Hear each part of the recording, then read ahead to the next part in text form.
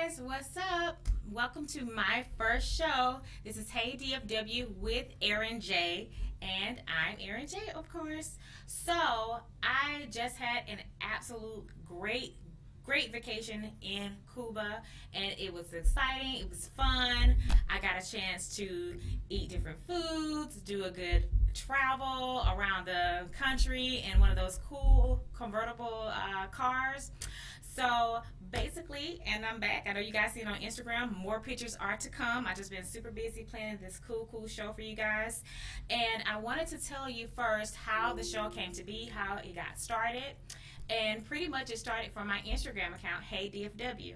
I moved to the area about a year and a half ago now, and I really wanted to document my journey here in Texas, places I ate, things I did, just to give people an insight on, how it is being a new single in town, right? So the Instagram account got a little momentum. I got some great feedback from it, and I decided to expand and bring to you a cool podcast.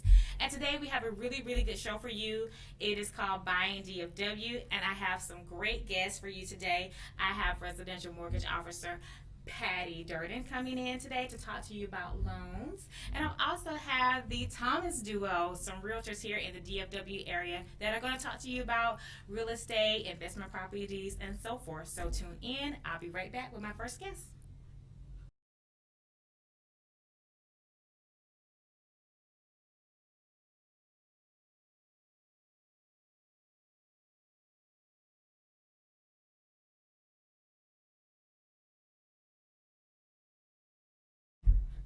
Hey you guys, welcome back to my show.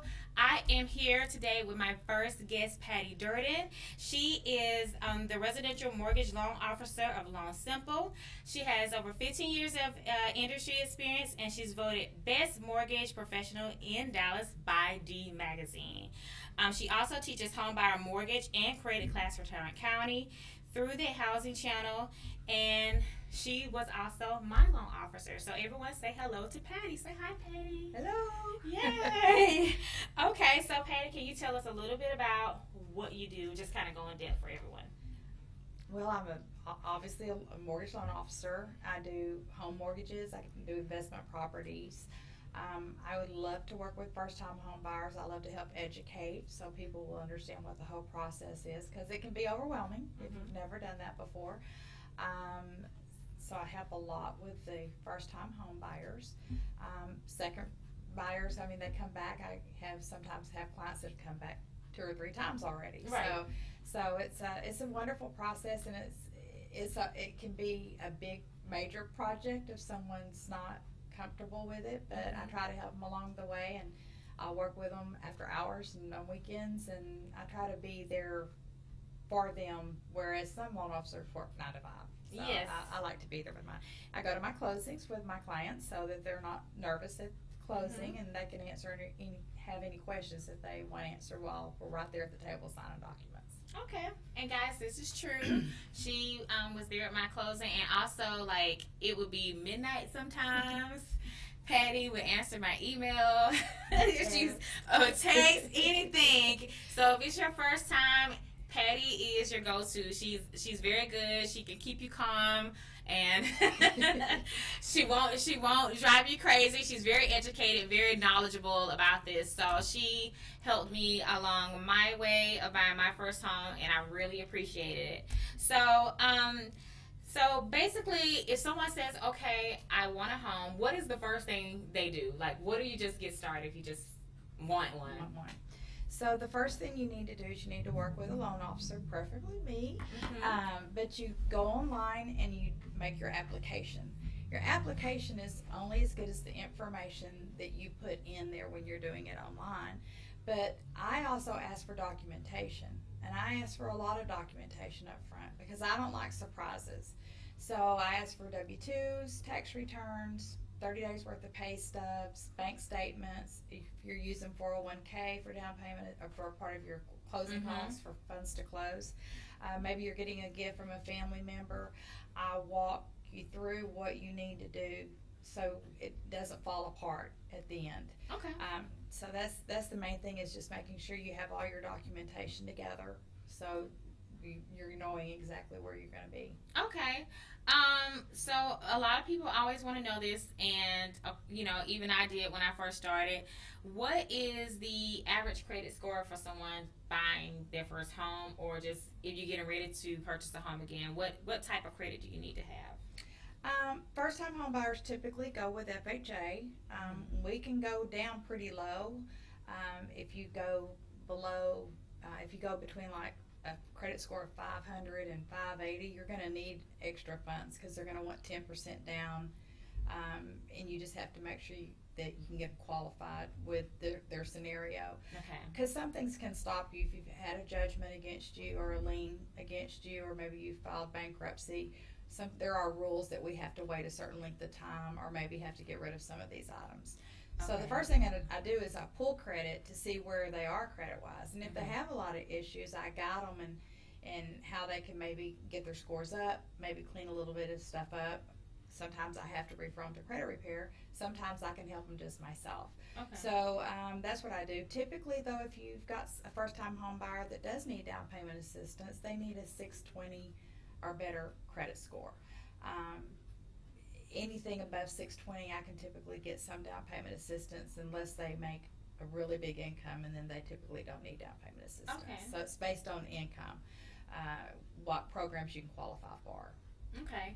And as far as bankruptcy goes, a lot of people that I came across want to know, what's the process? Do you wait until, because there's chapter 7, there's chapter 13. What is the process to that when you want to buy a home? Do you just wait and rent first? What do you do? You have to wait 2 years if it's the bankruptcy that you completely walk away from your debt. Mm-hmm. Okay. There's the other bankruptcy is when you're paying it back. Mm-hmm. So if you're in that program, once you've been in that program for 12 months, and you may still be in it making payments, if you can get a letter from the trustee of the court, you can actually purchase while you're still in bankruptcy. Oh, okay. Okay. So sometimes people will wait afterwards and they start to rebuild their credit. Mm-hmm. And that's the one thing I love to teach people how to build their credit and how to get higher scores. Because how much you use against your credit card balance is huge. If you go over 30%, you take a negative hit of your credit limit. If you go 50%, you take another hit. If you go 75%, you take another hit. You can max it out and take a hit. Right. And then you can even go over your credit limit and take another hit. So sometimes that will drop the score really fast. But the quickest way to get it right back up is by paying it down below that 30% Okay. credit limit. So it really depends on how long you've had credit, how you use it. And so I try to teach people how to use that, how to use their credit to get their scores up. So do people normally generally, how long, if you say, okay, I want a house, do you give yourself 2 years, you think, to just kind of make sure you do pay things on time and get your debt to income ratio up, down? Right. A lot of that kind of depends on where you are when you start out. I mean, some people may have already been kind of working on it and knowing that they want to do that, and sometimes we can get them, right into a house within 2 or 3 months. If we're having to build credit and work on it, typically that's going to take probably 6 to 12 months to get their credit where it needs to be. Then again, they may need to save money for funds too. So we just have to look at each separate scenario, and I try to work with them specifically towards what fits for them, because it's going to be different for everybody. Okay. All right. So what type of loans do you offer? Well, we do FHA, Okay. of course, and we do FHA requires 3.5% minimum down payment. Then you've got conventional. With conventional, you can put as low as 3% down, 5%, 10, 15, 20. If you can put 20% down, then you have no mortgage insurance. Okay. So let me talk about that for just a second. Please. So with mortgage insurance, on conventional, you need to have a pretty good credit score, or your mortgage insurance premium is going to be really high. Okay. But that being said, still, once you've got 20% of equity paid into your note, then you can drop that mortgage insurance without refinancing. But some people are not, they're not quite there where they can go conventional, so we take them FHA. And when we take them FHA, there's a upfront mortgage insurance premium that's rolled into the loan, and then you have a monthly premium. if it's on a 30-year note and they're only putting 3.5% down, then they're going to have that mortgage insurance for the life of the loan, and that multiplier is like 0.85. So if they put a little bit more down, then that mortgage premium number drops a little bit. But we just weigh it out to which one's the best for them. I also do VA loans. I love helping veterans. I mean, I so appreciate the service that they have given and put their life on the line for us, and I love to help them. They have 0 down payment. There is a misconception though. A lot of times veterans think that they can get into a house for 0 out of pocket. They can. However, we have to have a seller that's going to cooperate with that scenario. So the seller has to give some seller contributions to the loan to make that a 0. However, I just did a VA loan for a guy, and we did use a down payment assistance program with him, and he was only out of pocket about $1,000. So we can really help the veterans, you know, with their scenario. What's a seller contribution? A seller contribution is where a seller is willing to give money towards your closing costs. So you're going to get a credit when you go to closing. You remember we had this form, it was called a CD, closing disclosure, and that lists out all the fees that it costs. So it's going to tell you your breakdown of what your down payment was, what your fees are, and that bottom line. Well, typically you're going to be credited for the earnest money that you put down when you put your offer in with your contract. And then you're going to get your option fee back if you paid for an option fee. You'll also get a credit typically of taxes from January 1 to whatever day you close from the seller, because they own the property during that time. So they're going to give a credit for that, and they're going to set that money in your escrow account. And now that's going to create another question. So what's an escrow account? Yes. An escrow account is where, don't you love that? So an escrow account is where you're setting up an account within your mortgage. They're going to put a little bit every month towards your insurance, your homeowner's insurance, and your taxes. So at the end of the year, when they come due, there's enough money to cover that, and you're not trying to figure out where to come up with that money. The only way to avoid an escrow account is if you put 20% down, then you actually don't have to have an escrow account. But you've got to remember you got to have those funds at the end of the year when the taxes come due and whenever your homeowner's insurance is due. So let's talk about the taxes here in Texas. That was confusing for me. So like the property taxes seem a little high. Why is that? Or is it just because each state's going to be different? In a lot of states, your property taxes might be less than they are in Texas, but their homeowners insurance is typically higher. That's what we see a lot in Florida or in California, because they're closer to the hurricanes and that type of stuff. So their homeowners insurance is extremely high, and their property taxes are usually lower. But here's the thing about taxes, and when you're trying to figure out what your payment's going to be, we don't just use a flat tax rate. We go by what the taxes are on the appraised value from the county. Okay. So say you're buying a house and you're going to pay $250,000 for it. You go on the county website, and the taxes may only be appraising at $200,000. So your taxes are going to be based off of what the county appraisal is. Then we do our own appraisal for the loan. Okay, so that appraisal is going to tell us what the value is of the property that you're buying, and if it meets certain guidelines and standards, it might need repairs done. And so if an appraisal comes back needing repairs done, then we have to negotiate with the seller for the seller to take care of those repairs that need to be done. Oh, okay. So that's something. All right. So we spoke about this just a little bit.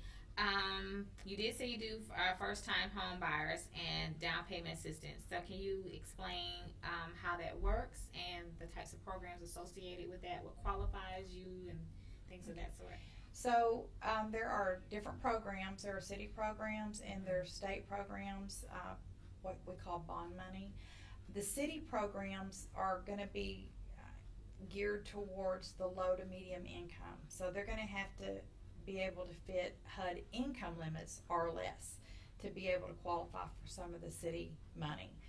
Sometimes the cities build houses or do remodels, and they put those on the market themselves. I work a lot with Housing Channel, housingchannel.org, and they do some homes, and they're not all Tarrant County either. There's some, I think even in Plano and Dallas, that they work with on these. They rebuilt these properties.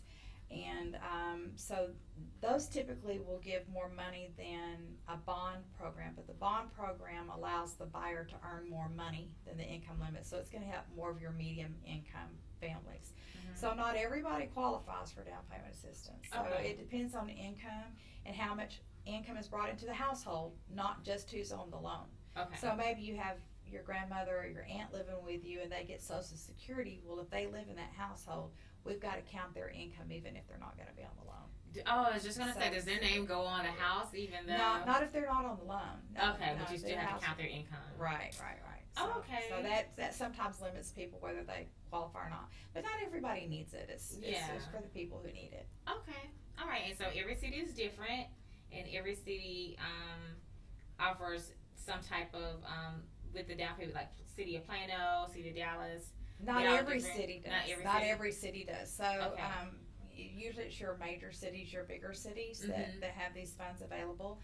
Irving has a great program too. Irving, Arlington, Dallas, Plano, Fort Worth. We get some really good. They build houses over in Fort Worth that are brand new builds that sometimes fall in under that category. But there again, you've got to have that perfect income limit structure that it's going to work for those programs. The state programs, they're not quite the same, so you can make more money, and some of them it's only who's on the loan, so they don't necessarily care about other people that are going to live in the house. So sometimes we go to that program. But like I said, not everybody qualifies, and I'm here to help anybody, whether you're down payment assistance people or not. I love to help people get houses and meet their dreams. Okay. All right.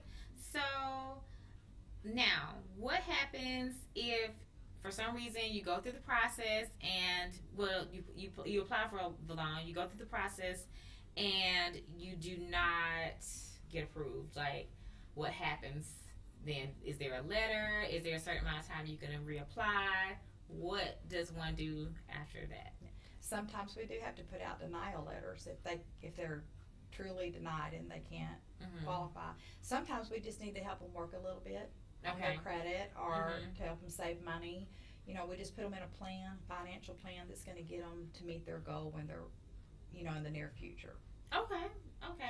How long should you, once you're denied for a home, how long should you wait till you reapply? Because that's a big hit to your credit.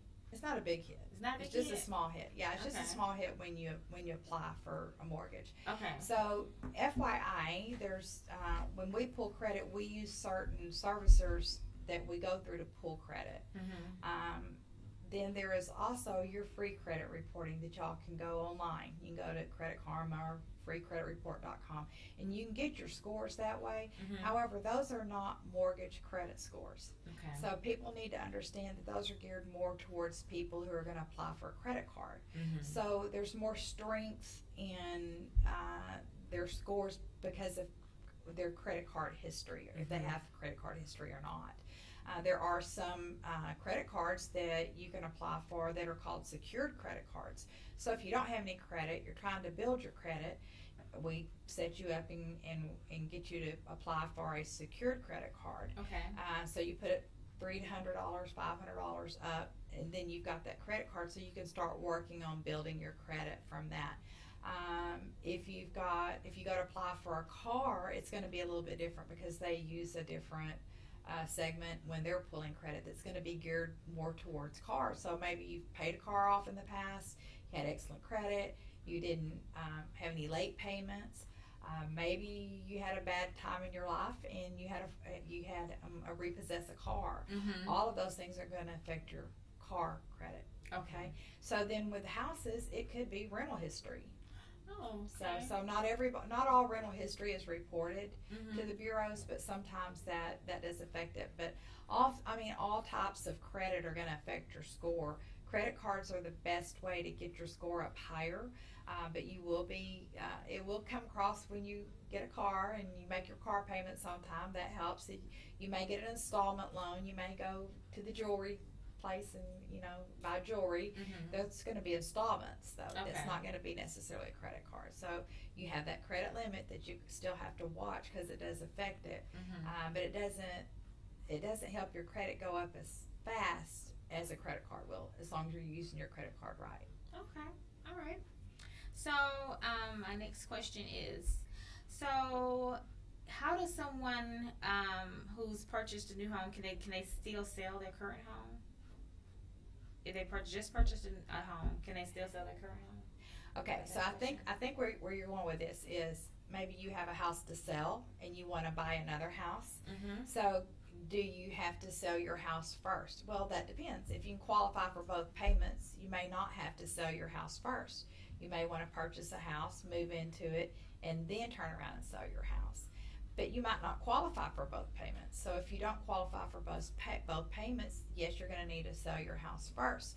But what we typically want to do is we want to see that buyer who is also going to be selling their house. We want to get them ready for a loan and get them ready to go, because we can get them pre-approved, totally pre-approved through an underwriter if we need to do that.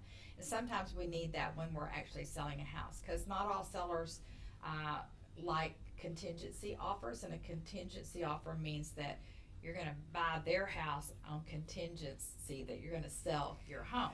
So sometimes they'll do that and sometimes they won't. But if they see it's a strong borrower, a lot of times they will. The housing market is insane right now.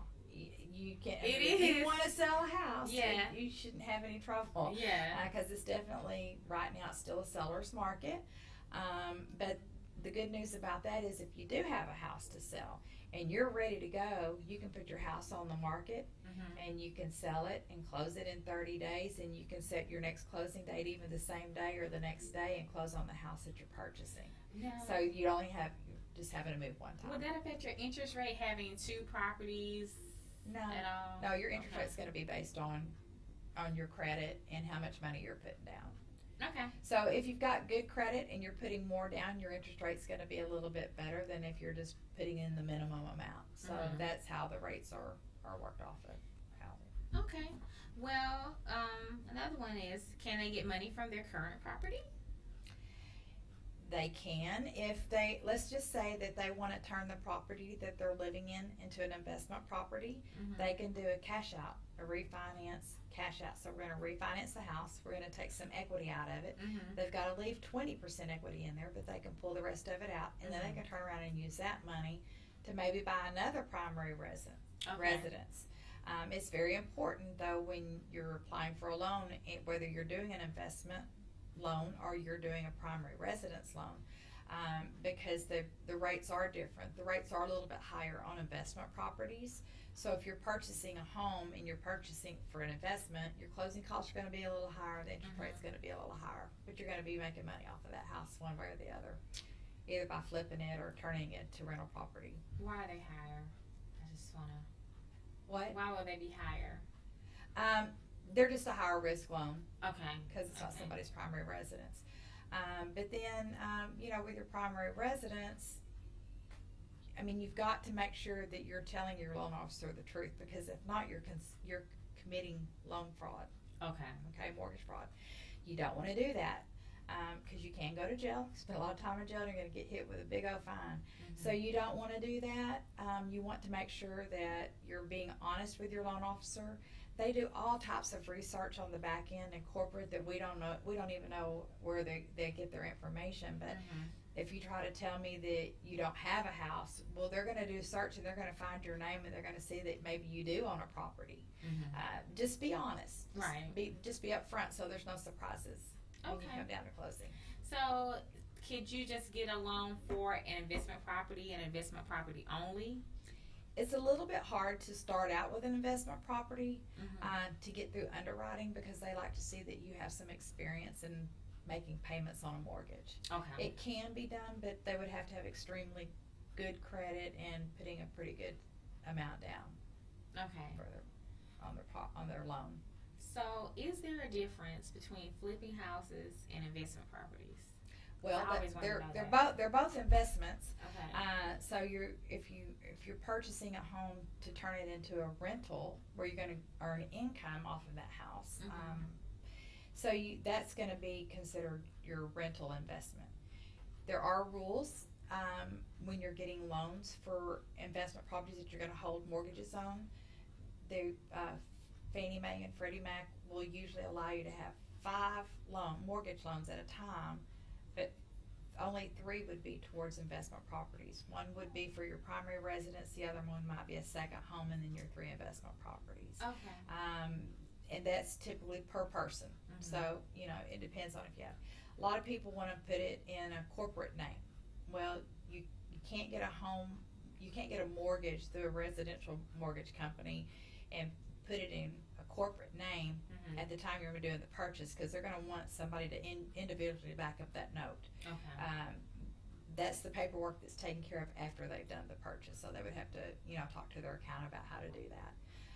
If in a flip house is they're buying it for a good price, but it needs a lot of work done to it. So they have to determine how much work that needs to be done. And then from that, they're going to determine how much they can sell it for, what the purchase is, what it costs to renovate it, and then what they can sell it for. And those are flip houses. If you've got somebody doing a flip house, they need to know that they have to own it for at least 3 months, 90 days, to sell it on an FHA loan, because FHA has a flip rule. So you want to make sure that you've kept that for 90 days before you put it on the market, or otherwise it can only go conventional. Oh. So and we do renovation loans at my company. Not all companies do. We do conventional renovations, and we do FHA renovations, and what's called 203K, and then we also do veteran renovations too. So there's options out there for people if they find a house that needs a lot of work. The thing they do need to know is they have to have a general contractor, and they do have to have all the permits pulled and everything through that whole process. It's not for the Mr. Fixer-Upper that wants to do it themselves. They would definitely have to have a contractor to go in with that. Okay. But that helps the seller sometimes, and sometimes it helps the buyer, because sometimes the seller doesn't want to put money into a property to sell it. Okay. Well, we'll have to take a break, you guys. Thank you, Patti. We'll be right back. Just gonna take a quick break. Thank you.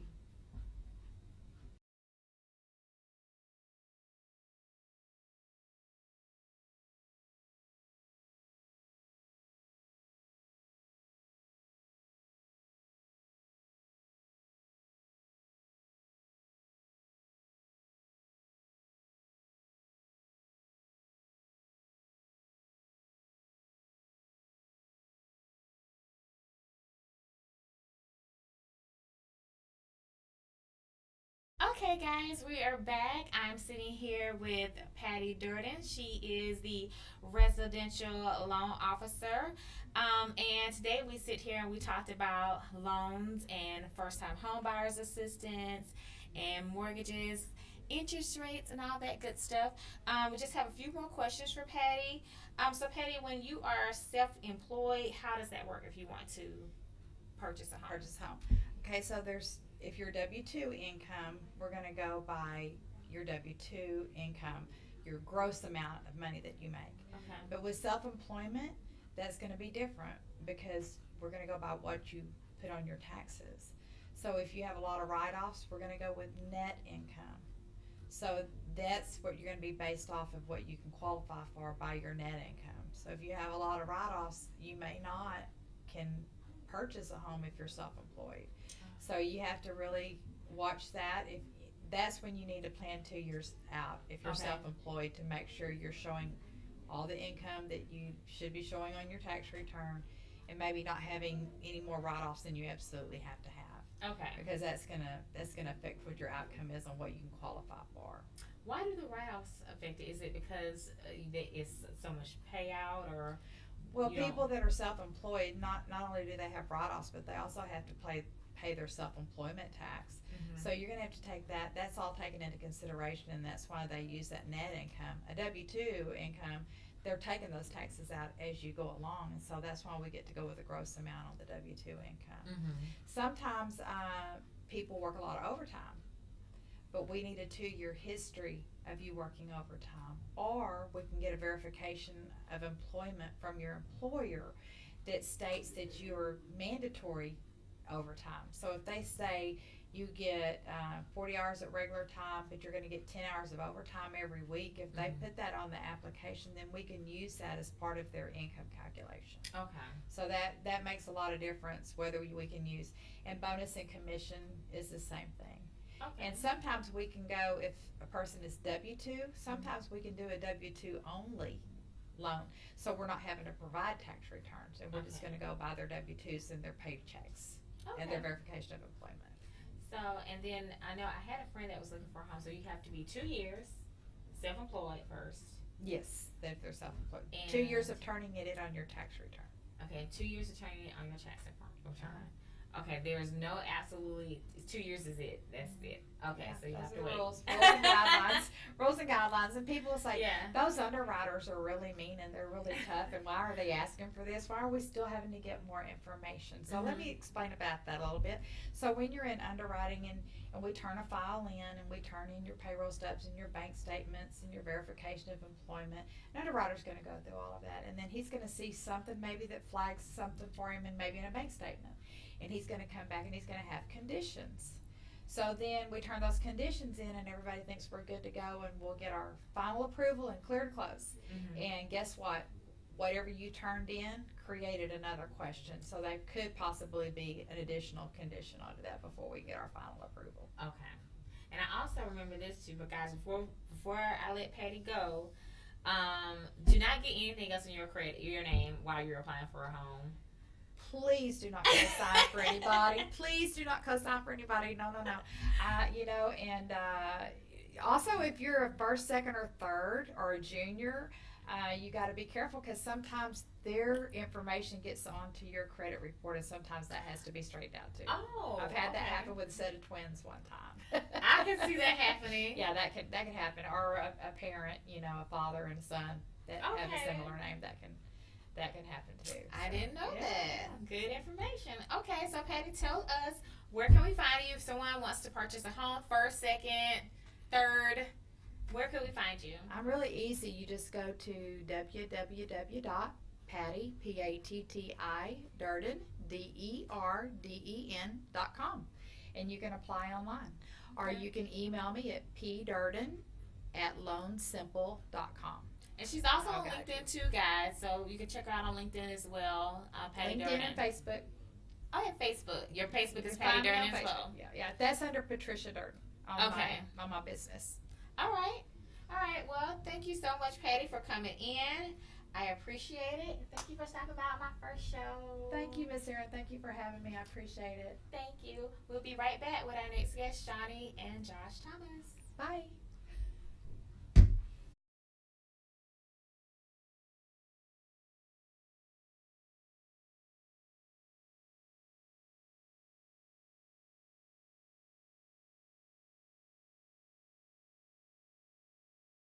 We help people get into the homes that they want and create the lifestyle they want while staying within their means. That's one of our big things, is we don't want to make anybody house poor or not be able to afford the things that they still like to do. So we're always very mindful of that as well. Yeah, and you guys, Shonnie's very good at reading people, because I went to a place, I was scared, not like it was a bad neighborhood or anything. It was the upstairs. Was scary for me, and she was like, "Why do you keep going up and down the stairs?" I kept going up, I'll go back down. I kept going up, I went back down. And she was like, "I have a feeling if you hear something that falls down, you're gonna have it." And I was like, "Yeah, because I'm gonna be super losing your scared." mind downstairs. Right, I'm super scared. I run from everything, so she pretty much picked that up, by the second home. Yes. So that was awesome. So what made you guys go into real estate together? Oh my gosh. So we were doing real estate investing before we moved to Texas. Okay. And so we were buying and flipping houses and doing that whole deal. And when we came here to Texas, moved here with our family, the market was so inflated for us competing against investors from California coming in and trying to buy a property. And not only that, but we had a terrible realtor experience when we moved here.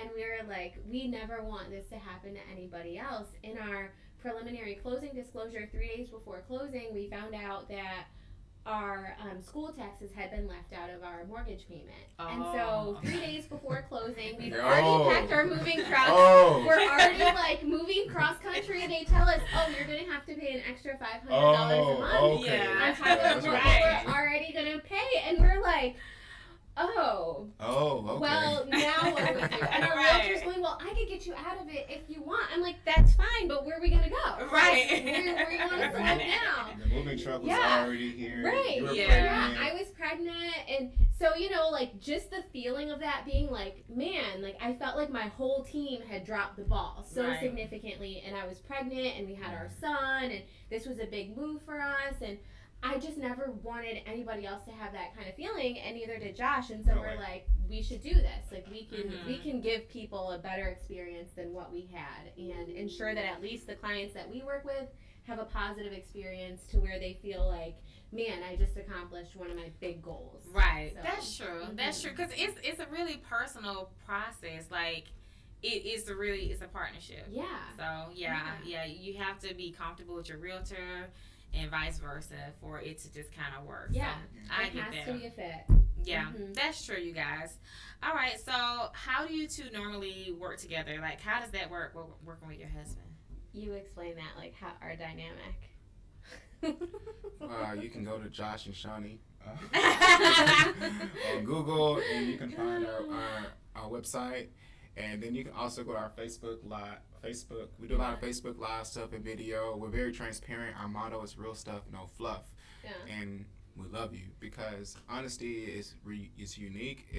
We're all about authenticity. Mhm. So just like we handle our relationship with each other, you know, it's also how we would handle our practice in real estate and dealing with a client, because you want to have a honest experience, you want to have a unique experience, and helping someone open up a new chapter is, we don't take it lightly, it's very sensitive. Yeah. And so everything that we do together, we bring that into our business in terms of our approach, our mission, even our systems. So what we do, I take care of a lot of the marketing. I do a lot of the grunt work of the business. So typically she would schedule me on showings, and I would go out there and show all the houses that Shonnie has scheduled me to see for the client. Mhm. And then I would then gather all the information, each and every individual comment about the house. And then we have a platform, and we're always expanding what we do in our business. So from marketing and innovating and being technology based and relying on the data, we got a board. We have this thing called a board where we have included all your comments, all your feedback reports, all your critical documents, and I translate all of that over to Shonnie. Yeah. And Shonnie, she's really good. She's a paralegal prior to Mhm. becoming a real estate agent.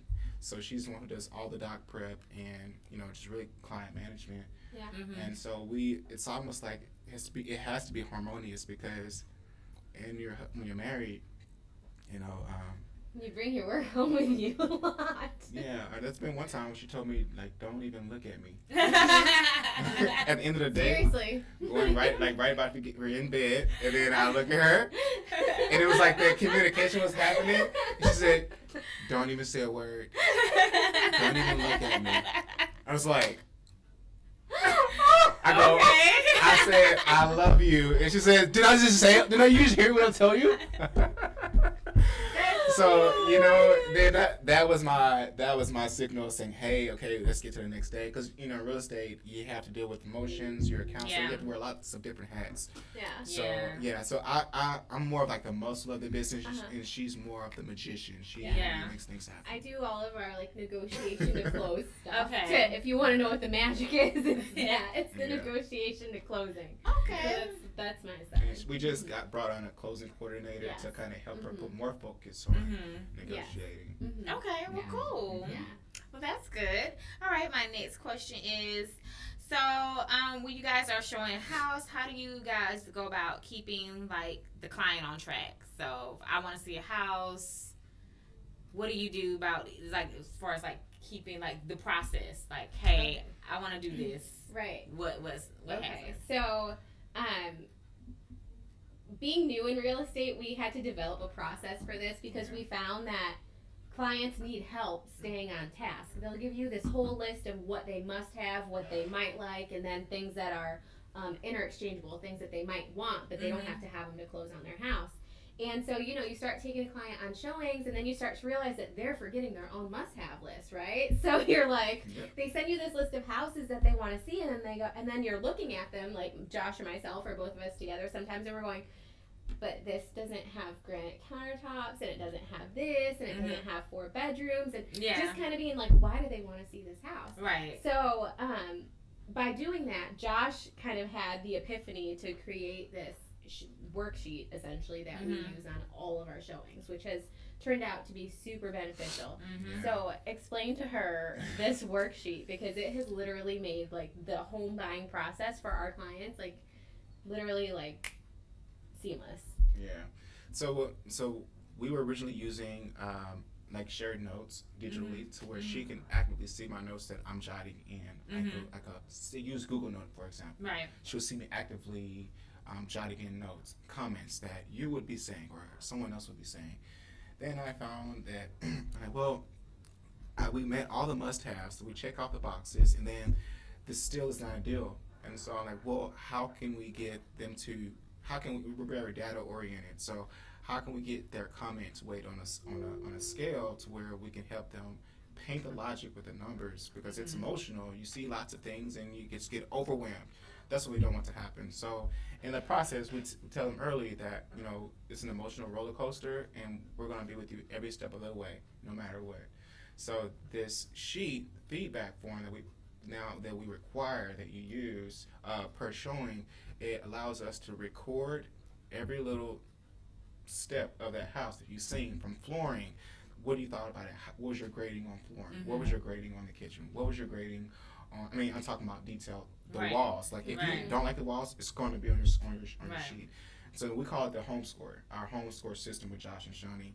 And it's simply like we used it for the first time, and with one client, we seen 3 houses, and they knew it was it after seeing the third house. And what the home score sheet did, it allowed them to make a decision with confidence.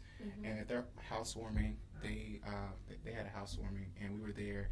And man, it was like a parade. Like they were so excited. They were so happy. And you know, they also graded it a 9.5. That is awesome. So, you know, like they grade every category of the house on a scale of 1 to 10, and then we total it at the bottom so that they can really see, like, you gave it a 9, but do you really think it's a 9? Like, actually, you think that this house is a 7. This is not your house. Right. Or, like, you total this a 9.5. Like, you need an offer on this house. Pretty so, cool. Yeah, so I like that. it helps So them a we lot. just really systemize it, Aaron, and it's shown, and we track and measure everything we do. Just like when we're selling a house, we want to kind of incorporate that on the buying side, and so we're always looking to innovate and better our tools, and even get more feedback from our clients from past experiences too, so that we can look at our business and evaluate it and then tweak it. Yeah. So, And then another thing we found is that we've started only allowing like 4 showings a day, because otherwise our clients forget what they saw. Like they don't remember the first house by the time they get to like the 7th house. So we're like, you guys need to stick to 4 a day. And it may take you a little bit longer, but at least you're remembering what you've seen, and then you can also look back at your feedback forms and see how you liked everything too. What does it take for the average person? I know for me, I was just kind of like, I was kind of like short. You were easy. You were quick. Yeah, I probably was quicker at that than I would be like buying a shoe. Because it's like, you know, and when I now I'm into it, and I was like, okay, I'm gonna start buying stuff, but I always make that beeline to the shoes. So I haven't quite got used to buying stuff for the home yet. But how does one say? I'm trying to see, like, how do you go about saying the way that when you know that they want the house? Has it ever been a conflict where they wanted 2 houses at the same time, and like how do you just kind of say, all right, y'all? Oh yeah, we just had that. Oh, yeah. We just had that. Yeah. Like last week. Go ahead. Which who? Don't say their name. Oh, yeah. So we got into a situation where we had a client who they were deciding between 2 houses, and one house they had rated like a 9, and the other house they had rated like what they rate that, like an 8. 8.5? No. 7? No, both the other house was 9.5, but the one Uh-huh. The sink. Uh-huh. The sink was a deal breaker. Yeah, the sink. What? Yeah. Sink be a deal breaker. Because it wasn't a double sink, it was a single sink. Okay, was it one of those barn? Is it called a barnyard? It wasn't a It wasn't a farmhouse It sink. wasn't a farmhouse sink. It was just like your standard Big bowl bowl of a sink. It That- wasn't a bowl, but just like yeah. the square sink. Like it was Yeah, just their thing one. was, I can't do my dishes. Yeah. I can see that if you're not a Yeah. dishwashing person. Yeah. And on the other end, the realtor was like, well, you shouldn't have to do your dishes because you have a Right. dishwasher. Yeah. So get this, So- the listing agent reverse offered us. So they sent us an offer for our buyers, and usually the buyers make the offer. Right. And so like these sellers were so motivated that they're like, we'll reverse offer you. I'm like, okay, Right. this is gonna be fantastic. Like you're basically showing me your cards. Like this is like Yeah. I'm like grinning from ear to ear at this Right. point because I'm like, Good. yes, this is great news. So That's of course good. they send us the reverse offer, and our Mhm. clients were like very Still in between both houses. Right. Even though this one on paper scored out a lot higher, Yeah. and like with our home score system with Josh and Yeah. Shonnie, it scored out a lot higher, and yet they were still stuck. on the other So, house because of the yeah. investment potential for the Yeah. other house. The other house Okay. needed a little bit more work, Mhm. and they could build more equity into that house. Mhm. As opposed to this house has already been renovated, and they're not going to be able to build equity into it, Yeah. but they would have natural appreciation Okay. because the houses were all but like 5 minutes from each other, Mhm. so they were Okay. in similar locations. Okay. So at any rate, we ended up getting them to see like, hey, like this is the house you guys really want. Like go ahead and counteroffer this reverse offer. So that was nice because you're able to kind of use our feedback form that we have for them and say, hey, this is the one that you really like. So let's Yeah. try this one first. And if it doesn't work, we can always offer on the other one. And I've had clients offer on multiple properties all at the same time too. Okay. So it's not a situation where you can't do that. You can offer on more than one property at the same time. And Okay. then depending on the deal that you get, you can choose which one you like. So it just kind of depends on what Yeah. fits the needs of that particular client. Some clients aren't comfortable offering on more than one property at one time, Mhm. which in that instance, I'm like, okay, don't do it. But if Right. someone's like, well, I want to offer on these three and see which one I get, I'm like, okay, cool, let's do it. Because you can do that. You don't have to turn in any money until 3 days after you contract. So Right. you have plenty of time to say, I changed my mind on any of the other ones too. So tell me this, y'all. Why is the market like it's a good thing. It's a good thing. But the market is hot here. Like when I first started looking, it's like, oh, this is cute, and I'll look at it and bookmark it, and then I go back, it's like pending, and it's just like, what was that all about? So, can you tell the people like for the DFW area, like why is it just popping right now? That's the way to You're say good it. at this one. Yeah. So Shonnie and I do case studies all the time on the market. And Yeah. The market can change within 4 months, right? So you always want to do an absorption rate. If you own a house, okay, as you should do. If you own a house and you always want to get a good gauge of the market, you want to figure out what the absorption rate is. So that's called the market velocity. How a buyer is buying and what's the threshold of the neighborhood versus this neighborhood and then the actual Dallas DFW market. How many properties have sold in the month of January versus the month of April, right? How many houses have sold in the month of April versus the month of June, all right? Now, so all these are different seasons, and we just want to keep in mind absorption rate, okay? Because that's what's going to tell you what's happening. So we've Tell had. her what an absorption rate is. She's not an agent. I don't know. Oh, I'm sorry. Sure don't. Okay, so. And neither do they. They really don't know what an What's absorption that? rate So let's just think of it as market, because we want to dumb it down. Market velocity.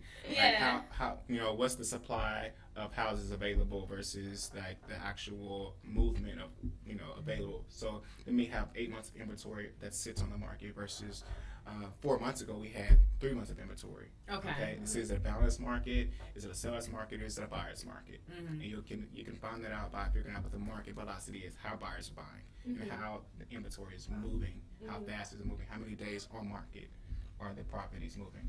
Now we've had the growth in our of Dallas. I say this all the time, but the growth in Dallas is actually double the national rate of.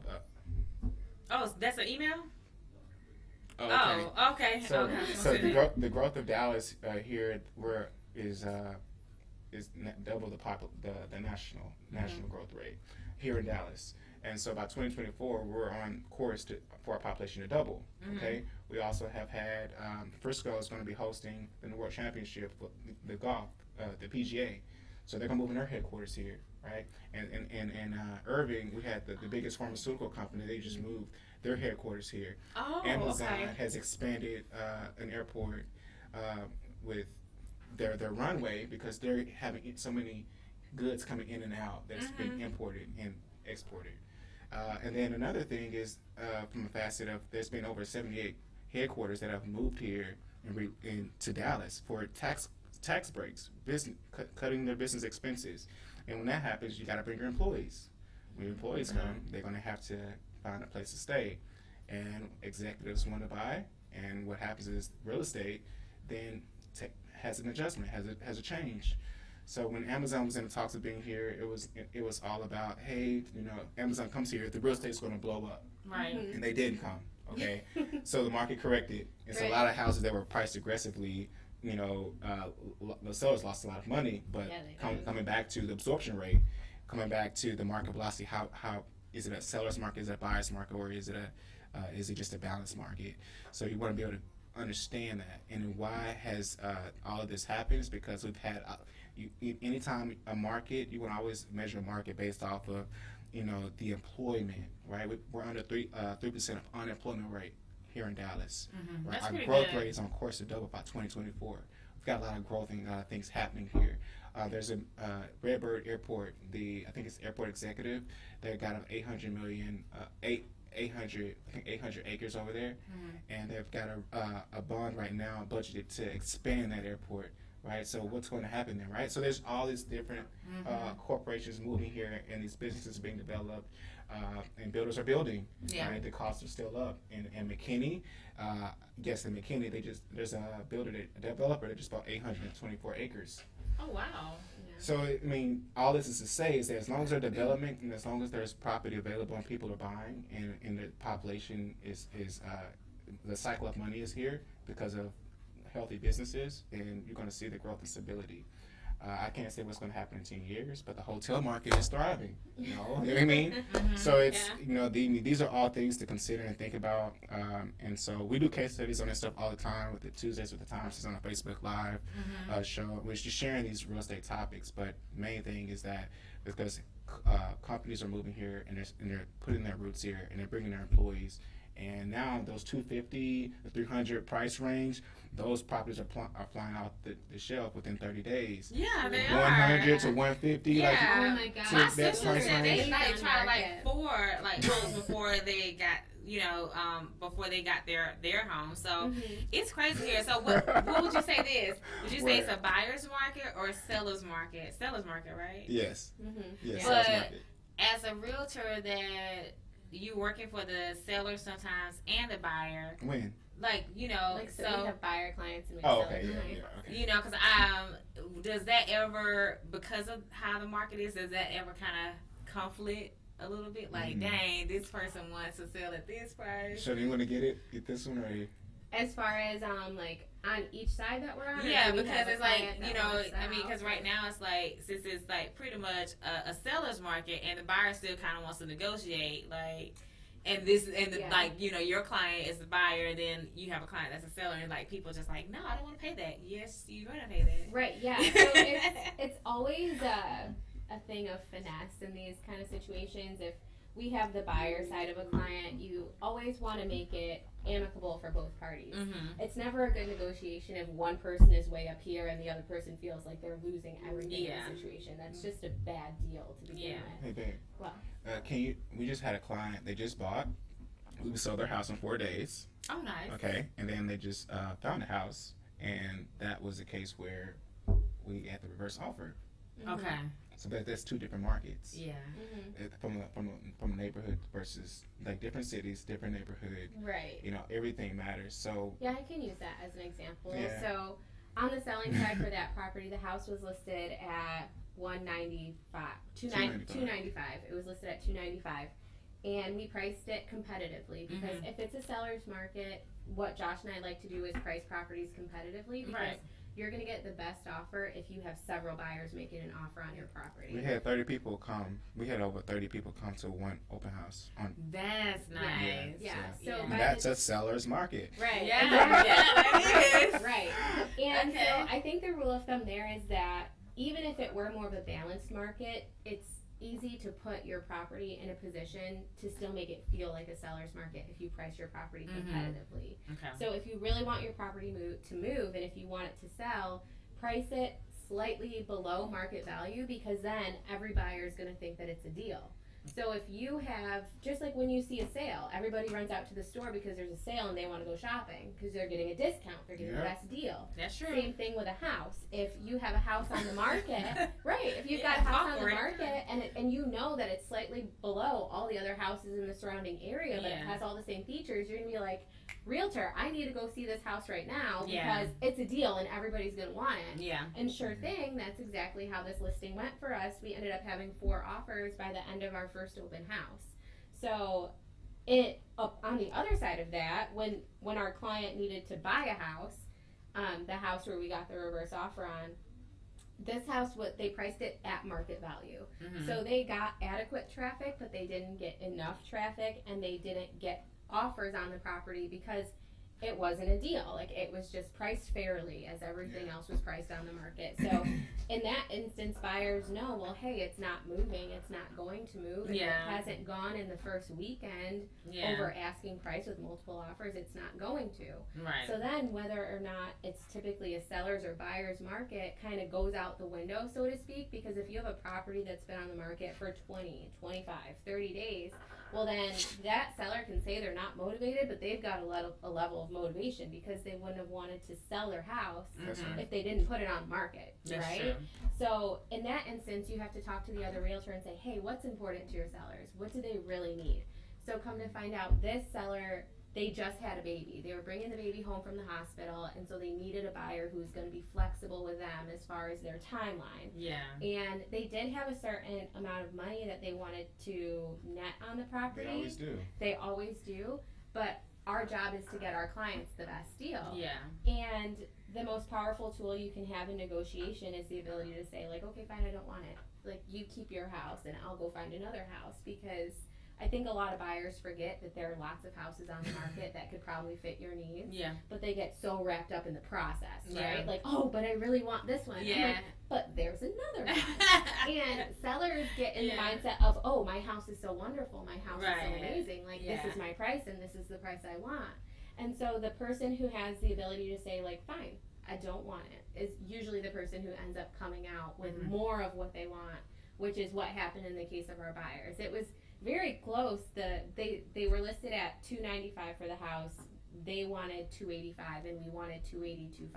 Okay. And so we were $2,500 apart. And so the listing agent had said to me, this is really what my sellers want, and they won't go below that. And so I said, okay, well, let me ask my buyers. I'm always polite, always cordial. Shonnie does all the negotiation, if you haven't noticed. Always trying to stay like positive and amicable. Yeah. So I went back to my buyers and I said, hey guys, they don't want to go to $280, $500. We can either walk away, we can accept the $285, or we can go look for something else and see what happens. And they're like, okay, well, what do you think? I'm like, I think that you should say that you want to stick with $280, $500. They don't have any other offers. They're motivated. They reverse offered you, so we know how motivated they are. Yeah. And so I called the other agent back and I was like, I'm sorry, but we're going to stick with $282, $500. Yeah.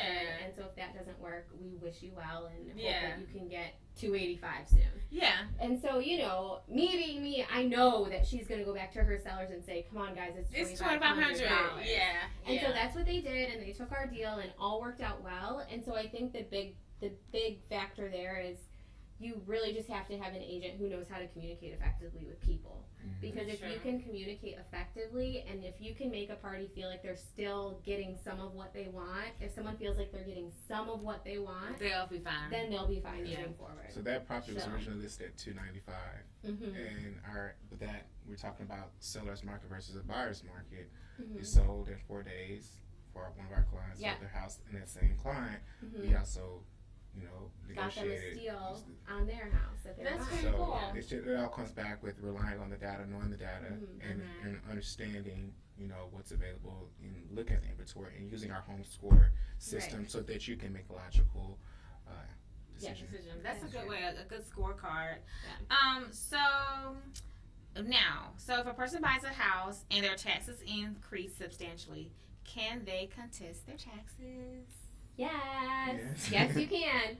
So this happens often, actually. That's actually a hot topic right now. It was about a week ago. Yeah, Okay. appealing your taxes. This happens quite frequently when people sell houses. Especially in Dallas. Yeah, and the reason it happens is because once you buy a house, you start getting all these little postcards that ask you how much you paid for your house. Mm-hmm. And so it's the appraisal district trying to figure out how much to increase your taxes. Oh. And so you are never supposed to fill out these cards and return them. It is none of their business. Well, thank you for Yes. letting me know. Right, it's none of your business how much you paid for your house.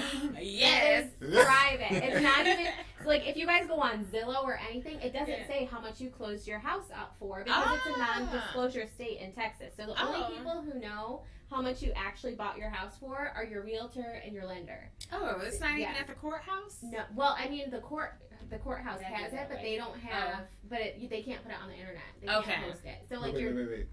What is sold for? well, Yeah. so they That can't put property. it out. It's not common. It's not record. It's not on record. Nobody can find out what a house sold for. Right, except us. We can.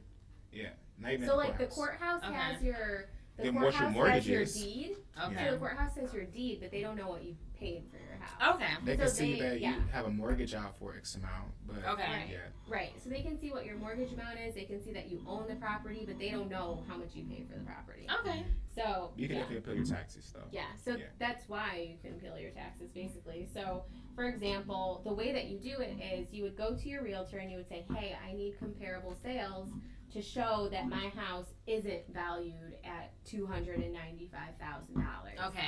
I need my house to show that it's $265,000, and so you have to go and pull comparable properties that are valued in that range, but also you have to submit pictures of your property as well. So you would go and take pictures of your property, and you obviously try to make them not look that fantastic Yeah. because you want to be able to say, hey, it's not valued at this. Look at all this work that I still have to do. So Okay. you try to get like the angles of Like the grass? Yeah. You try to build your case. yeah, The you try grass? to, yeah, That's you like- try to build your case so that they're like, oh man, your house really isn't that much, So that's the goal. Yeah. And then you appeal it, and hopefully you can win it that way. Because Okay. Yeah. when your taxes come out for your property, it's usually appraised at 80% of the value of your house. So you never pay full value Oh. taxes on your house. They appraise it at like 80% of the value.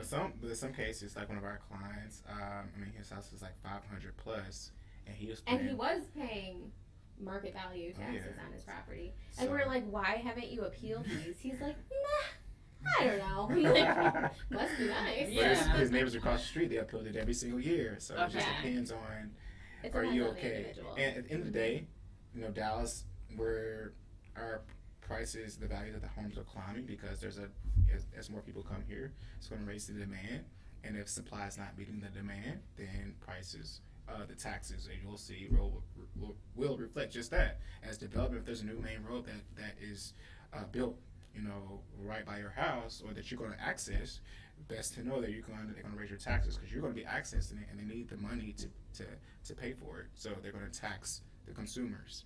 Okay. So real estate is the main foundation to everything, right? Like this building, this nice studio, and they pay tax. I mean, they're being charged within their whatever their financing is.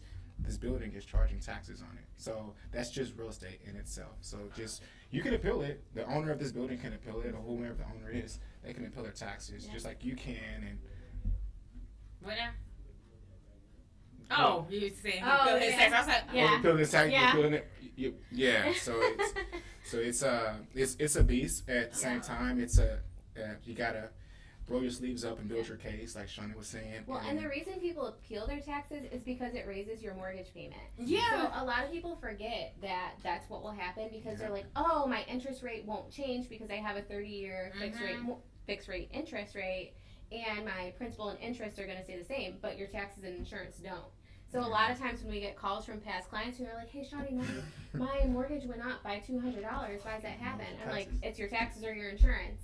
So I'm like, let's look at, I'm like, what they pull your tax bill at, let's see, or let's find you better insurance. Because sometimes you can shop your insurance and get a better rate on your insurance, and that'll lower your... That's a good question, by the way. Yeah, well, thanks. A lot of people don't think of these questions when they're buying a house, like, what's the cost of maintenance to own a home and upkeep, and then they don't consider, like, taxes. If they do go up, can you maintain? I never heard of appealing taxes before until now. So, okay. If so tell everybody, including myself, how, like, is there a form? Yep, online. Online, is it a form in Tarrant County? Because Tarrant County is the only county I know, by the way. I know, for example, Frisco. Oh, it's Dallas County too. I know, for example, we had a good friend of ours. He wanted to know when his taxes were being filed. He said, "Man, everybody's talking about their taxes being appealed on their taxes," and it was the 16th of May. He's like, yeah, it's a hot topic right now. He's like, well, you think I should appeal mine? I'm like, well, you better make a decision by tomorrow, because for Frisco, y'all's deadline was the 17th. And you'll get in the mail your appraisal, okay? And then you can have it, if you want to appeal it, you have a deadline. So your deadline can vary, but you want to make sure you file it before the deadline, because then if you don't file it before that deadline, you can't appeal your taxes. Until the following year. Who does it come from? The county or the county. Yeah. Okay. Yeah. Okay. They send out their district appraiser, who drops out in a little car. He drives by each house. It's number, writes the number down, and he drops the next car, writes the number down. So the county appraisers don't actually go in your house. They just do drive-bys and guesstimate what they think the value Oh, okay. is. So if I ever see that car, just call Josh and Sean.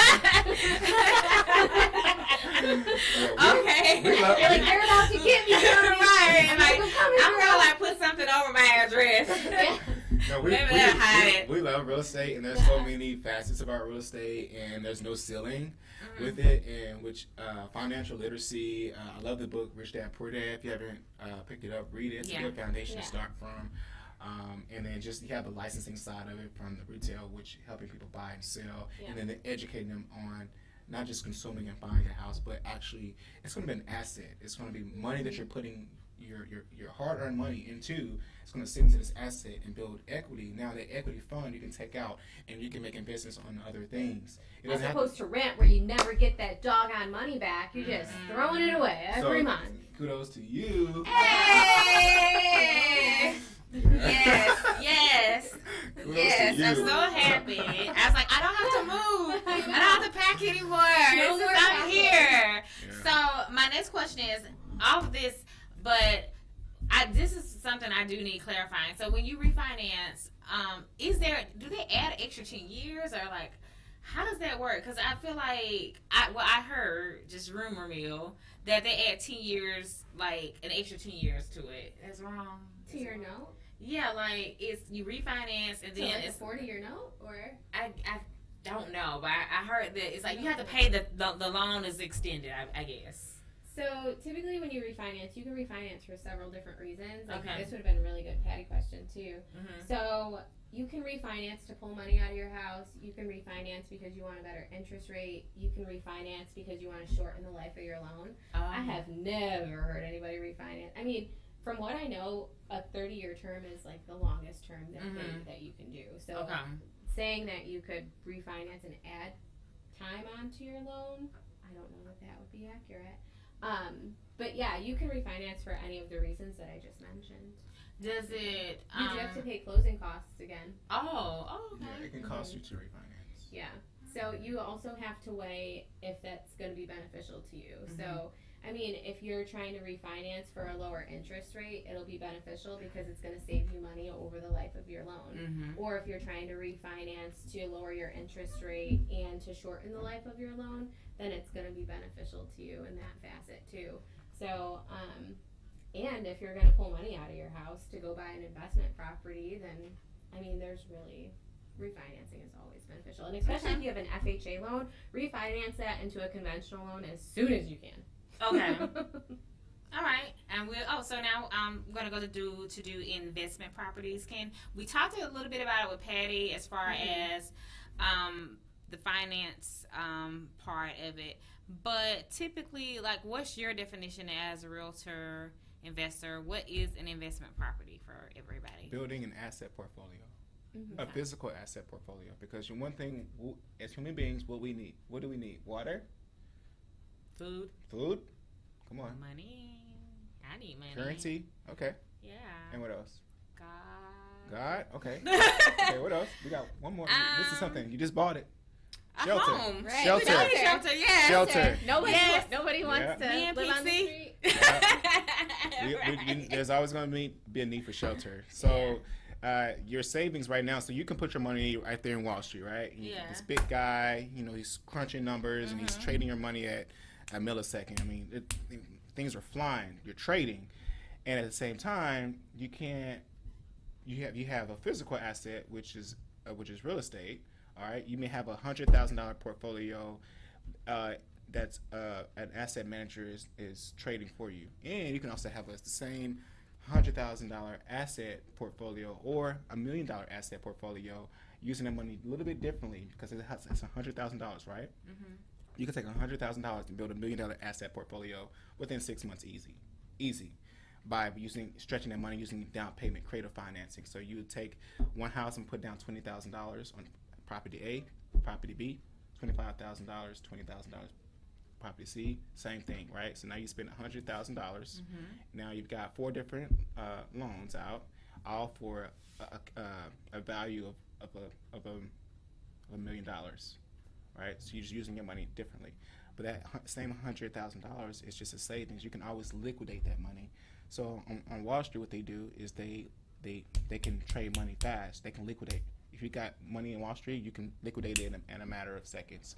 In real estate, it takes a couple of months, right? In Dallas market, it's great.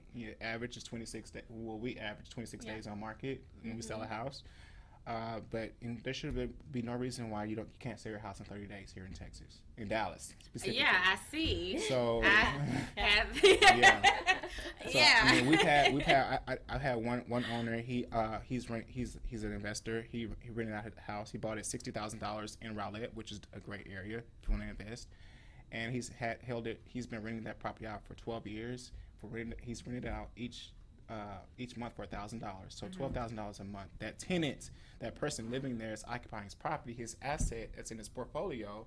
Right, for $60,000, they've given him $12,000. He's rented it out for 12 years, so that's $144,000 that tenant has given that owner for his property. He's paid that property off. Now that same property, right, that was $60,000 that he paid for, while he held it, because the beauty of your asset portfolio that you manage is how much is it worth and how much can it appreciate and what's your return, cash on cash return. All right, so he got $12,000 every year for the next 12 years, and then that $60,000 house is now worth $180,000. So my proposition, like, hey, do you want to sell? It's a great. He was like, oh, he thought about it. He called me back, and he made the best decision. I'm going to keep it. Yeah. He's going to keep I'll it. keep So it. he's going to continue to stream. Not only is it cash flowing $1,000 a month, but it's an asset that if he gets sick, if he needs money, if he needs to sell it, he can make $180,000 off of it. Okay. So how does one get involved in investing? I guess it's a realistic question, but unrealistic question with little money. Like, how do you say, okay, you know what? I want to invest. I want to grow my portfolio. How do you do that? Because initially you always think you have to have X amount of dollars to start off. I love that question. So what do you do? Just tell everybody. I love that question. You go ahead. Let us know the tea on it. This is right up your Y'all. alley. And Speaking your love you language. I'm going to commend you. You got a great show. She's asking really great questions that are uncommon. Everybody thinks they got to have $20,000, 20% down. Let's just use a $100,000 house. It's easy to get into. It's easy to afford. Now, the location may be a little bit iffy. At the same time, there's still a demand Might for need some extra security. Yeah. But Now, you can own it. Yeah. But for numbers' sake, for simplicity, a $100,000 house, you can do an FHA loan. We're about to do. You can do house hacking. All right, house hacking. All right, you can use the FHA loan you get into it for 3.5% down. It's $3,500. So let's estimate you need to save up $5,000 just to be really safe. Okay. Right, some cushion. All Save right. up $5,000 and you can shop based off your debt to income ratio, your credit scores, and all that jazz. All right, you can buy a property. All right, for $100,000 at $5,000 down, and then Shonnie and I can work something out. Maybe you can bring a little bit less money to the table. Now let's take that same scenario or concept and let's look at triplexes or quadplexes. They're still residential, and you can still finance it as an FHA. Right? So property A, you buy this, you finance it. Let's say your monthly payments are $2,800 a month. Oh, you're like, oh wow, but you look, wait a second, you get into it, 3.5% down. All right, so for a $400,000 house, you're looking at what is that? I don't know what that is. 12. Let's say $15,000 down payment. $15,000 down payment for a $400,000 asset. Now property A, you live in it. B, C, and D, you rent those out for $1,000 each. So you mean rent out the triplex, the one with the quadplex. the quadplex, the one with the one roof, you guys.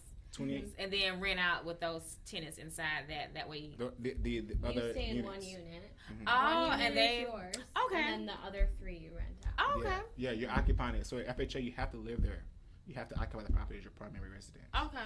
Now you could with all of the rules changing, you could run into a deal where they're like, hey, for FHA you can't use it for investment purposes. Like you could run into that issue, and in the case that does happen, you would need a certain amount of money down. It could be 5, 10, 20%. Okay, but still, and yet your goal as you enter is having an exit strategy. You can liquidate it if you need to with buying. You can flip it, renovate it really fast, and appreciate the property and raise the rents, or you can also get into it and just occupy and hold it. That's the beauty about real estate. You can buy it, you can hold it. You can always have that sense of security. It's a security. That's all they are. You have your money that you're fueling your mortgage, right? You have your money that you're putting into this asset, and it's been secured. It's been protected. Now, when the market goes down, obviously the value of your property goes down. When the market goes up, your asset goes up. I had a friend, he bought a townhome in Frisco, which is a great nice there. I got lost there. 2012, he bought in 2012 he bought a townhome for $218,000. He got an appraisal last year, $460,000. Nice. Now he's like, I need to sell it right now. Like, no, you don't. He that. kept it. He pulled in $60,000 last year. He's taking that $60,000, and that's going towards his new mortgage. Okay. Right? He's living for free.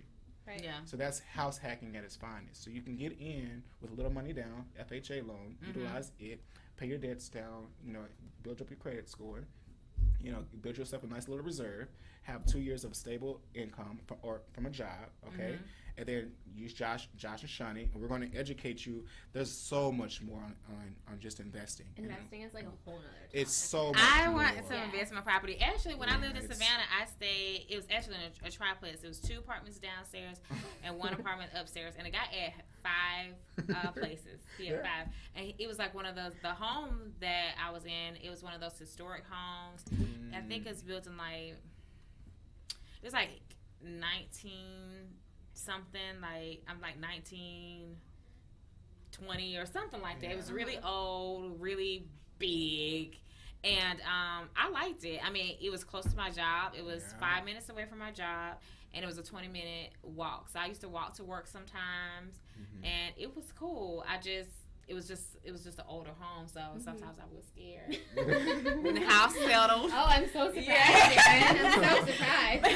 I get nervous. I was like, because when my neighbors were out of town, I would just hear things. I'm like, dang, they're not there. They're not in here. So what is this I'm hearing? Oh But it was a really beautiful home, like hardwood floors. I just got the regular curtains, and my curtains, like, because the windows were like went to the ceiling and just for so long, my curtains like barely stopped to cover everything. But goodness. I wasn't going to adjust that part of it. But it was a good experience. And when I started like talking to the guy, he was like, he's like, this is my retirement. Yeah. So and somewhere like that is because like they had SCAD and it was like near downtown. Yeah. It was a great setup. Another thing too, so your 401k right now that you probably have in your the reserve that you're building, your savings. So your 401k is like your retirement plan, right? Like you may be yielding, like what are you yielding? What did you yield last year for your 401k? Like what maybe? That I don't know. I don't think I'm with 3%. Is it? I think I'm with. I think it's called here a Texas retirement system. Is that it? I don't know. We're 1099, so we don't. Oh, okay, yeah. It's different. Like with where I work at now. I know I had a 401k, but now I think I'm with. I think it's called Texas retirement. Okay, system. Yeah. So yeah. So what you can do, that's still money. That's money. That's what's your asset. When you get when you go to qualify for a loan, they look at all of your funds, all of your reserves. They look at your assets. They look at your performing assets. They look at what you have available. If you just sold default on your loan, we're coming after it. Right. Okay. So your 401k is a reserve. It's a plan that you're It's you're an invested insurance in. fund for them and you. That's right. So that same insurance fund, all right, it's insurance. The person who you said that this is their retirement, right? That you occupy this properties, those triplexes, that he owned 5 of them. He owned 15 units.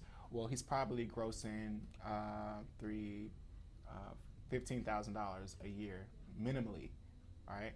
He could still have that, and his assets are probably, if it's $400,000 each, then he has an asset portfolio of $2 million. All right. Now it can appreciate in the next 8 years. Take that same guy. I'd say he bought a townhome in Frisco for 2018, 4 years ago, and last year it appreciated at 460. Okay, and then I stopped building in Frisco, right? Can we agree to that? Yeah. No. Now in 5 years, that same townhome may be worth $640,000. You see what I'm saying? Now he's still occupying. He's still renting it out. He's pulling in $60,000 in 4 years. That's $240,000 he would have made from renting it out. Now he's going to sell it. It's going to make $640,000, and he bought it at $218,000. So that's the same concept of time and the money that you put in there per paycheck that goes into your 401k. It gets built over time, compounding interest, and yet is that still going to yield the same return that you would if it sits in that 401k or put it in hard assets, right? Hard assets that are secure and they're protected, that people need them for a lifetime. Then you don't always need your hair done, but you always need some shelter. That's true. Right? When they start cutting your income at your job, wherever you work, you're going to do everything you need to do not to get your hair done, not to get your nails done, not to go to the next shopping spree or go on the next vacation. You're going to think about gas, you're going to think about your food, and you're going to think about a place to stay. Yeah, that's true. And you're going to be the demand. You're going to be who they're calling. Yeah. And that's the position that you want to be in when you're talking about retirement. And so that's, that speaks of validity to the person that you were renting their property out from at the time, even though it wasn't ideal location for it, or it was a good location, maybe not the best condition, but you still had, it was the right price, right, and it was the right location for you, and yet the condition was good enough. So that's how you base off the property and your asset off 3 things: location, price, and condition. And cash on cash return, what's it going to be? So it's an asset. So you're going to look at how are you going to buy it, what's your exit strategy, and the whole 9 yards. Okay. Yeah. All right. So. Okay, so pretty much, well, we already talked about residential and just investment. Foreclosure homes. Watch out. Pros and cons. Oh man, they are a headache. A lot of people, they say they want a foreclosure because they're looking for a deal. You can get a deal without buying a foreclosure home. The benefit of a foreclosure home is you can get a very steep discount because oftentimes they have a lot of work that needs to be done to them. So if you're not a person who's afraid of work that might need to be done, then that's something you could look into. But the process for getting a foreclosure home is probably double to triple the time that it takes to get just a regular home at a good deal. We had a client who we did a foreclosure home for, and the thing with foreclosures is they're bank owned. And with bank owned properties, banks move slow, very, very, very slow. So every process that you have to go through for a regular offer and counteroffer process is like twice as long. So if we submit an offer on Monday the 1st, we might not hear a counteroffer until the 20th. So for this client, it ended up taking her, I think, 90 days just to close on the property. And traditionally, you can close on a property in as little as 7 days if you have to, but most of the time 30. And so we closed 90 days from when we first submitted our offer, and it was a process of counter offer, re-counter offer, counter offer again for that, and then getting them to complete any major repairs is a whole nother issue, because even if we want to have our own tradesmen go out and do inspections on the home, coordinating that with a bank, with their agent who is representing the bank, is a headache in itself. Like 2-week process for something that only takes 30 minutes. So, and then other times people will be like, oh, well, can't I go to the courthouse for a foreclosure? You can, but you have to have cash in hand. So if you're wanting to buy a foreclosure on the courthouse steps and you know the house is $150,000, well, you have to have $150,000 in cash. And you have to buy it sight unseen.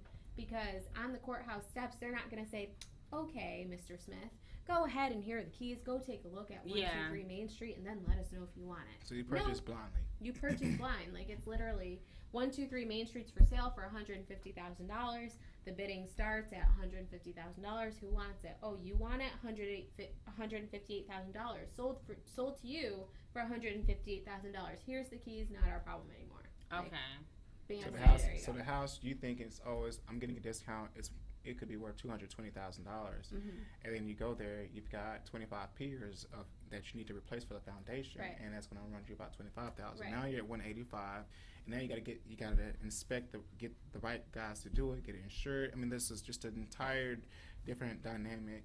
It creates a lot of problems when you're buying a house sight unseen. Yeah. You don't know the foundation, you don't know the roof, you don't know the HVAC, you don't know the plumbing, you don't know any of how the major functionalities of a house are functioning. So as opposed to when you buy a house off of MLS and you go the traditional route, you have time to do your inspections, to have your plumbers, your HVAC, all your tradesmen come out. Right. So you have that opportunity, whereas a foreclosure, it's much harder to get out of that if you buy it at the courthouse. And if you go through the bank, it just takes Let's not forget that foreclosures could be of an opportunity. You just have to do your homework, just like with anything else. You have to be willing to put in the extra time, stand outside in the heat on the steps of the courthouse and make your bids, and just anticipate the house that you've been looking for. You got to do your homework. You got to watch. Right. And if it's the right house for you, then great, proceed and move forward. Now, we're real stuff, no fluff.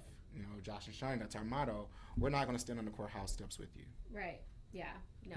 We won't. I mean, our time, is going to be dedicated to other clients who, they need to see things, but we're not going to actively stand and shop houses with you. One, that's a lot extra liability, and in the same token, if you're looking for a deal, we can negotiate that. We've negotiated $95,000 amongst our last 5 deals.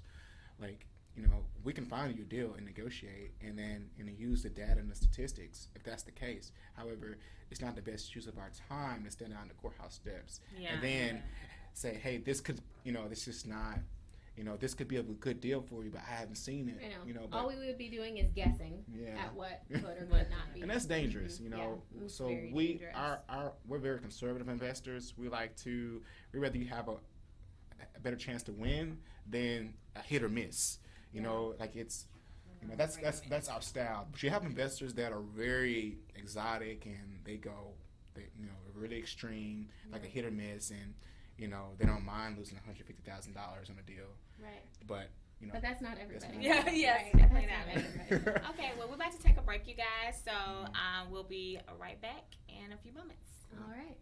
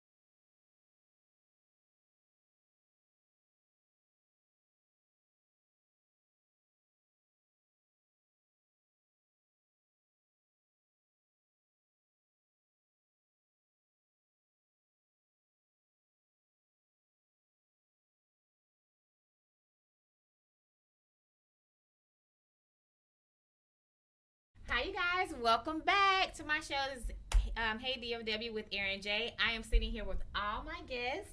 We have Patti Derden here, who is a residential mortgage officer here from Long Simple. We have the Thomas duo, Shonnie and Josh Thomas as well. Today we talked about real estate, purchasing and buying a home, investment properties, and everything. So the replays will be on my Facebook and also PowerPoint Radio as well, PowerPlay Radio as well. So we have next. Are we going to do the game next right now, Spider? All right. So we're going to do a fun game right now. I'm kind of nervous about these questions, but Because you don't know them either. I don't know. Uh-oh. It's called the hot spot. Okay, so they'll be up in a minute. Okay, hot on the spot. All right, so I'm ready. I'm ready for the first question. Are we all gonna answer the same question or different questions? Same question. Okay, hot on the spot. If you were to change your name, what name would you adopt going forward and why? I guess we'll go this way. I would go with Mackenzie. I love Mackenzie. I used to always give that as a fake name anyway. Mackenzie. So that's your why. Yeah. Okay. Just because you always liked it? Yeah, I love it. I'm gonna name my child Mackenzie. Wow. What name would I want to be? Whew, that would you that be, could go a Patti? lot of ways, right? That's all I'm saying. Oh, I don't know. Farrah. I don't know. Something totally I like different. that. That's cool. I do like that. I can I'm see dating myself, I know. Oh my gosh. Okay. Okay. I would go with Keisha Oh, because Josh and I have this joke where he calls me Keisha all the time. And even for like our memberships at like Sam's Club and Costco, like he'll get my name put on there as Keisha Thomas. Oh my gosh, that's funny. He'll be like, "Hey Keisha, come here," and so I've just started answering to that. Is that your anyway. American name? I guess it's mine. And so I'm like, that's what I would go by because I'm already used to him Used to that. calling me Keisha Oh, anyway. that's cute. Yeah. I would have to go with Padaku. Oh, I don't know how to spell that. Padaku is my name that she gave me. And yeah. But yeah, I think that's a cool name because it's really like symbolic to Yeah. our relationship. Okay, Mhm. That's cool. Sweet. cool. All right, what's the next question? If you were a candy bar, which candy bar would you be and share why?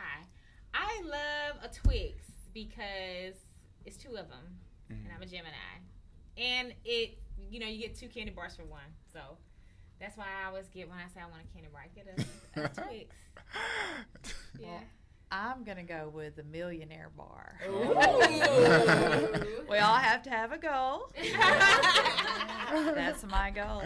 Okay. I would pick Snickers. Oh. That's always been my favorite candy Mhm. since I was a Yeah. little girl. So Yeah, I would have to go with. I wanted to go with Snickers too. I guess I'd go with Kit Kat. Because it's. I mean, I love the taste of Snickers better, but Yeah. Kit Kat, you get to break it. It's and fun. just like It is fun. Jingle. Yeah, Kit Kat bar. Yeah. They do. And you can break it in half. Yeah. Yeah, it's a good snack. Yeah. But I always revert back to Snickers though. Okay. Kit Kat. Cool. All right, next one. All right. You have a 5-year sentence, but you have to play a song play What? every day for 1 year to get out of prison. What song would it be? I gotta play one song every day for 1 year before I get out of prison. Yeah. Anything every day would drive me crazy. Oh, wow. I'll just have to do some meditation music. I listen to that when I'm just like trying to write, but I need like some ambient noise in the background, but nothing that I can sing to that'll break my focus. So I'll just do some regular meditation music that's calm, and I can eventually tune that out. That's great. Wow. This is a hard big question. question. This is a hard one. Golly. You are so beautiful. Yeah. That's right. You are so beautiful. That's a good affirmation, right? They'll To keep hear it going. Yeah. Okay. Give you Popular something Day to look millionaire forward bar. to. You're so You're beautiful. And I'm beautiful. just like, I love my life. There you go. In your prison cell. Everybody's got to have a cell, baby. Right. Mine, so we have a almost 2-year-old, and her favorite song right now is Baby Shark. Oh, yes. So I would probably play that because I'm so used to hearing it all the time anyway that it wouldn't even matter. Yeah, I guess I'd go with Barney. Barney? I love you. I would probably. Because I know that everybody can vibe with that song. I could Everybody not. can like, what? We're all a happy family, right? Yeah. I mean, it was. I'm at the stick. Right. Got to go back to the bases. That's That right. is. Okay, do you have any more? That's That's it. it. Okay, so now we're doing the J spot? Or, yeah? We can. And then I'll tell them to tell people how to get into contact with them one more time. Okay. So let me know when that's ready. So the next segment up is the J spot. So again, I talked about my Instagram account, HeyDFW, where I've gone out and just tried delicious food and toured and did like cool things here in Texas. So on this show, I have something called the J spot, where I'm actually gonna just show pictures of places I've gone. I have the address and the names, and if you guys want to try it, you can, and just let me know if you like it, and just let me know when it's ready. And if not, we could just talk more about mortgages and homes. All that fun stuff. Yeah, which you will. Patty, you go. I guess until that comes up, are you working on anything fun right now? You gonna be anywhere? You want to invite them to the housing channel? Do you know? Yeah, there's actually a couple of summits. I don't have the dates in front of me, but there's a summit in Fort Worth and a summit in Arlington that's going to be for first time or for home buyers, period, not necessarily first time home buyers. So that would be a good place for people to start if they're wanting to, see what the whole process is about. Okay. Oh, you guys got something coming up? Are you guys gonna go and have your Facebook Live show? You want people to tune in at a certain time or anything? Oh, yeah. So we do our show Tuesday with the Thomases on Tuesdays at 1 o'clock every week. So we share real estate news, topics, updates on that show. We also have a YouTube channel, Josh and Shonnie. Okay. You can look us up, or you can just Google Josh and Shonnie on Google, and you'll find all of our on Google, y'all. You can find like various content around just like lifestyle, family, community, and our relationship and real estate. Yeah. So, yeah. Cool. Okay, well, it's time for the J spot. Let's do that real quick. Thank you, guys. So this place I tried, and y'all let me know if I'm mispronouncing this, because I call it Medici. Is it y'all? Is that for my Texas people? No, I don't know. Medici's. Oh, okay. Medici's Neapolitan pizza is really good. The vibe is really cool there. When I go to different restaurants, I'm all about like the aesthetics and things of that sort. So I really like that. The bread is really fresh. The cheese is really fresh. The sauce, you can just taste when things are like fresh versus like frozen and thawed. Right. So I really liked it. They have a really good, I guess you would say, spirit selection of drinks and things of that sort to go with your pizza. So it's really cool. I liked it. I had fun there. The next place is Amberjack's. That is over there by, I think it's called Trinity Grove. That was a lobster roll, actually. It was really good, really fresh. So if you guys want some good seafood, you try that. So it's a lobster roll, some fresh vegetables, and some fishing butter. And the next one is HD Supply. They have several locations here, but that was in Fort Worth, and I love really colorful plates. So that is hummus with carrots and broccoli, and I think I have one more. So I think I do. Are those the meals you had? I'm sorry? Those are the meals you had? Yeah, So, yeah, I try to, sometimes I can't always, eat anything really, really heavy. So I was like, okay, well, let me get a salad or something kind of light, tonight I'm probably going to eat something really light since I ate so much all week. But that was it. Oh, okay. All right, then. All right, well, so let's wrap up today. So thank you guys so much for coming to my first show. You're welcome. Thank you. Thanks for having us. Thanks for inviting us. It was great. Yay. So I guess since we have Shonnie and Josh on the screen, well, we can bring it back to them. Tell us where to find you, all your social media networks. I have a side of that too, but go ahead and tell us where to find you guys, your websites. Okay. And everything. So we have a personal blog where we're right now we're restructuring, but we've got tons of content on there. It's thomasduo.com, where we've written articles, like long form articles with illustrations and things like that.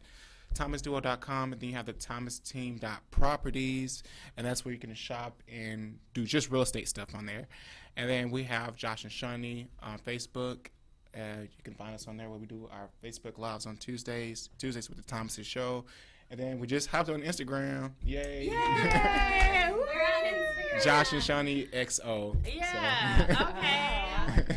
That's cool. That is cute. Okay, and Patty, where can we find you? What's more? Well, I'm really easy to find on the website. It's www.pattiderden.com.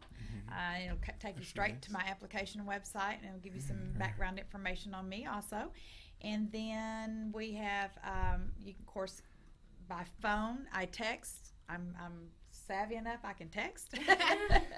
Email, phone calls, I'm easy to get hold of. And my number, I'll give my number out, 817-229-1842. Okay. Now some guys call you Patty's now. I mean,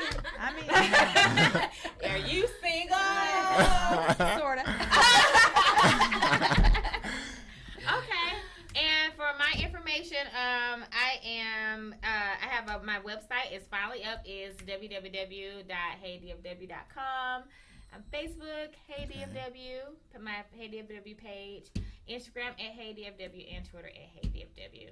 Okay. And that's it, you guys. Thank you. I forgot you can find me on Facebook too. Yes. Definitely on Facebook. Find her on Facebook too, you guys. And Google get Business. You a home. Yeah. This is your home team right here. Yeah, Y'all need a absolutely. home Yeah. and get your home team right here. All right. Well, that wraps up our show. Thank you so much for joining me today. And our episode airs on the first Saturday of each month. So thank you. Thank you. Guys. Bye. Yay. Thank you guys. You're so welcome. Yeah. I hope we're